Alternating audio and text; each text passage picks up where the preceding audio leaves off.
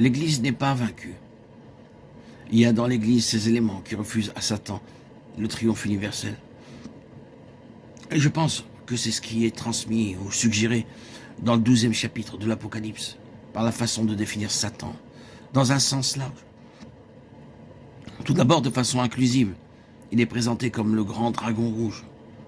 Cette désignation a en vue d'englober ces termes supplémentaires, le serpent ancien, appelé le diable et Satan, celui qui séduit toute la terre, et plus loin, l'accusateur de nos frères. Pouvez-vous me trouver plus de titres le concernant? Donc ici, il est virtuellement résumé. Le dragon inclut tout cela. Je connais la différence des choses représentées par ces mots. Mais ce n'est pas ici la pleine attention. Satan, dans le caractère du serpent ancien, c'est le séducteur. Nous nous souvenons des paroles de l'apôtre Paul, de même que le serpent séduisit Ève. Le trompeur, le séducteur, c'est le serpent.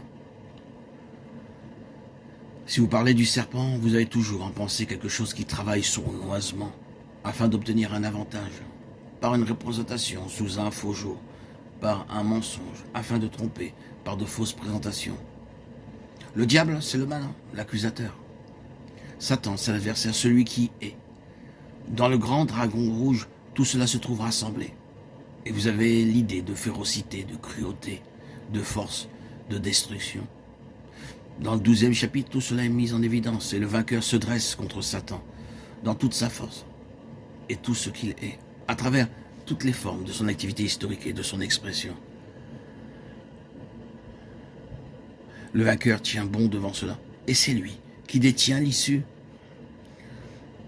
Or, toute cette activité satanique, notez-le bien, est concentrée premièrement et principalement contre et sur l'Église. C'est comme en tant qu'il en fait partie que le vainqueur tient bon en faveur de l'Église, pour la sauver, pour préserver et garder intact son témoignage.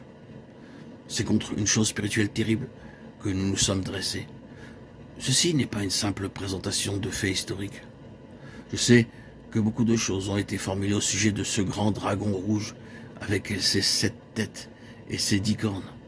Et une grande somme d'histoires a été interprétée en rapport avec cela, à propos de royaumes terrestres. Eh bien, si vous préférez considérer les choses de cette façon, vous le pouvez, mais c'est contre une chose spirituelle terrible que l'Église s'est dressée, une force spirituelle terrifiante. Et tout ce que nous avons dans les premiers chapitres de ce livre de l'Apocalypse, si cela est réellement saisi, le confirme de façon expresse et montre ce que Satan recherche réellement dans son assaut sur l'Église.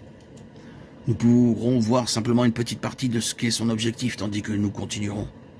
Donc ceci définit ce qu'est le vainqueur, sa position, sa vocation, et ce que le vainqueur doit affronter. Tout cela demande un fractionnement et un approfondissement. Nous pouvons réduire la chose à une triple expression. Il y a 3 aspects à considérer en relation avec le vainqueur. Ces 3 aspects sont un état, une position et un témoignage. La position est le résultat ou l'issue d'un état. Le témoignage découle de l'état et de la position que cet état entraîne. Je sais que cela peut sembler un peu technique.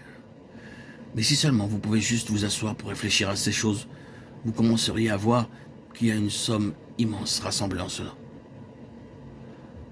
C'est contre ces 3 choses ou cette triple chose que Satan se dresse de manière si féroce, si rusée et si puissante.